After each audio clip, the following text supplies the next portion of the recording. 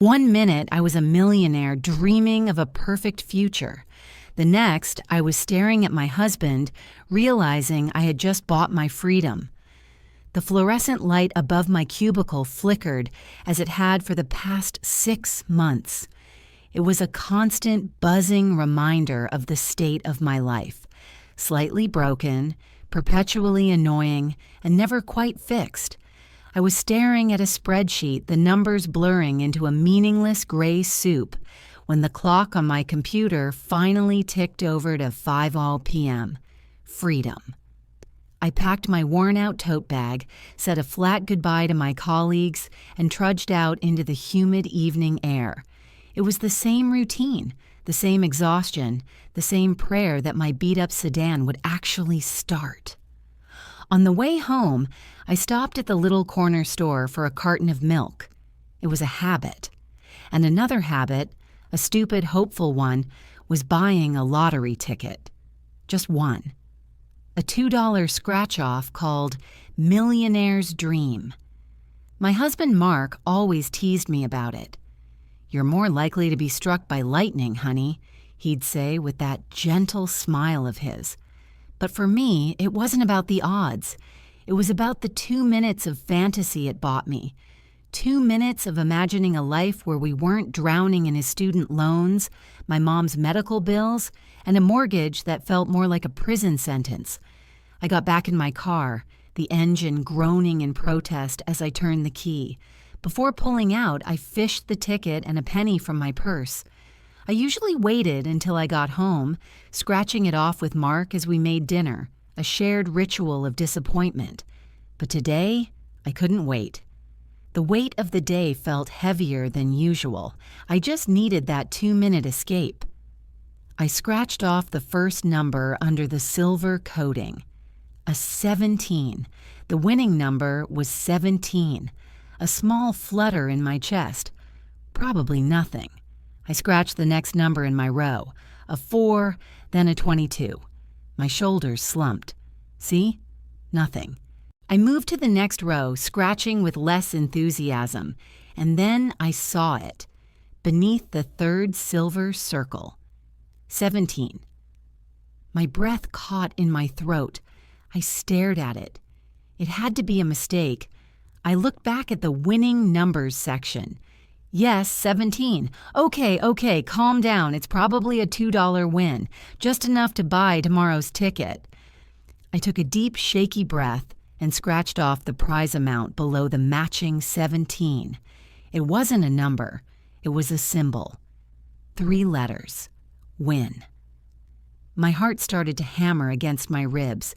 The instructions said, if you see win, you win the grand prize.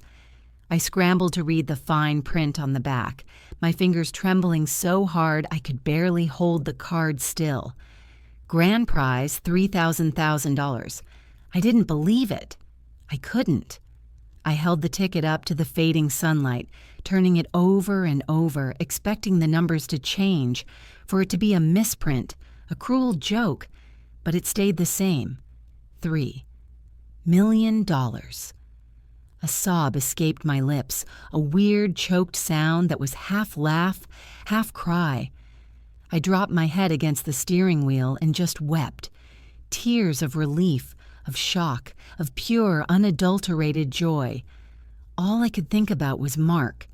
His face when I told him, the way his eyes would go wide, the way he would grab me and spin me around our tiny kitchen, laughing that deep, rumbling laugh that I loved more than anything. Our life was about to change. Not just change, it was about to begin. The drive home was a blur. I gripped the steering wheel with white knuckles, the flimsy cardboard ticket clutched in my other hand like a sacred artifact. My mind was racing, a chaotic slideshow of possibilities. We could pay off the house. We could buy a new car, a safe car. We could finally take that trip to Italy we'd been dreaming about since our honeymoon. I could pay for the best care for my mom, no more worrying about what insurance would and wouldn't cover. We were free. The word echoed in my mind. Free. I pulled into our driveway, my car sputtering as I turned it off for the last time. I practically flew out of the car, my whole body vibrating with the news I was about to deliver. I fumbled with my keys, my hands still shaking, and burst through the front door. "Mark!" I yelled, my voice cracking with emotion. "Mark, you are not going to believe this. You have to see this." Silence. That was strange. His car was in the driveway. He should be home from work by now. "Mark," I called out again, a little quieter this time, a tiny prickle of confusion starting to cut through my euphoria. I kicked off my shoes and walked through the living room toward our bedroom. The door was slightly ajar. I could hear voices from inside, a low murmur. It was Mark's voice and another one, a woman's voice, soft and punctuated by a light, tinkling laugh that was definitely not mine. My steps slowed. My heart, which had been pounding with joy, now began to pound with a different, colder rhythm. I pushed the door open gently, and there, frozen in place with the $3 million ticket still clutched in my hand, I saw my husband. He wasn't alone, and they weren't just talking. He was on the edge of our bed, and she was standing in front of him, her back to me. She was wearing one of his button-down shirts, the blue one I bought him for his birthday last year. It hung loosely off her shoulders, unbuttoned just enough to be suggestive. He was holding her hands, looking up at her with an expression I had only ever seen directed at me, a look of adoration, of intimacy. My mind refused to process it. It was like watching a movie, a scene from someone else's tragic life. The sound from the television in the living room, which I hadn't even noticed was on, suddenly seemed deafening. Then they heard the quiet click of the door as it swung fully open. Sarah, our neighbor Sarah, spun around. Her eyes, wide with panic, met mine. She was the one who watered our plants when we went away for a weekend. The one I'd shared countless cups of coffee with over the fence. Her perfectly lipsticked mouth fell open. Mark shot to his feet, his face a mask of horror. He dropped her hands as if they were burning hot coals. "Anna," he breathed, his voice a strangled whisper. This isn't what it looks like." The sheer stupidity of that sentence, the most pathetic, overused cliché in the world, was what finally shattered the paralysis. My gaze dropped from his terrified face to the lottery ticket still clutched in my fist. The bright, cheerful colors of the Millionaire's Dream logo seemed to mock me. $3 million. Our dreams, our future, everything we'd ever wanted, printed on a piece of cardboard that now felt like ash in my hand. I could feel the sharp corners digging into my palm. I looked back up at him, at this man I had loved for 10 years, the man I had built a life with, sacrificed for, and my overwhelming joy curdled into something icy and corrosive. "Get out," I said. My voice was eerily calm, devoid of any inflection. It didn't even sound like my own. Sarah started stammering, pulling the shirt tighter around herself. "Anna, we were just—" "I said," I repeated, my eyes locked on Mark. "Get out." I didn't raise my voice. I didn't need to. The cold fury in my tone was enough to make her flinch. She scurried around the bed, grabbing a pile of her clothes from the floor, and fled the room without another word. I heard the front door open and slam shut, and then we were alone. The silence in the room was thick, suffocating. Mark took a step toward me, his hands outstretched. "Anna, please, let me explain. It was a mistake. It meant nothing." "Nothing?" I finally looked at him, truly looked at him, at the faint trace of Sarah's lipstick on his collar, at the guilt swimming in his eyes. Building our life together, was that nothing? Me working that soul-crushing job so you could finish your degree, Was that nothing?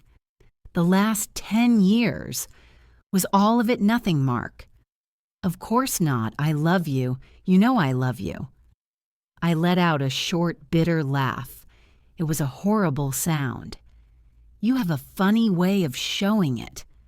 I held up my hand, the one clutching the ticket.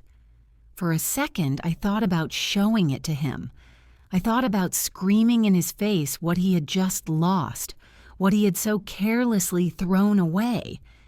But some new, sharp-edged instinct took over. Protect it. This isn't ours anymore. This is mine. I slowly unclenched my fingers and slipped the ticket into the back pocket of my jeans, the movement deliberate and final. His eyes followed my hand, a flicker of curiosity in his expression, but he was too consumed by his own desperation to ask. Please, Anna, don't do this. We can fix this, he begged, his voice cracking. I just stared at him, at the stranger standing in our bedroom. The man I thought I knew was gone. In his place was a weak, lying cheat who had shattered my world on the one day it was supposed to become perfect. I felt nothing.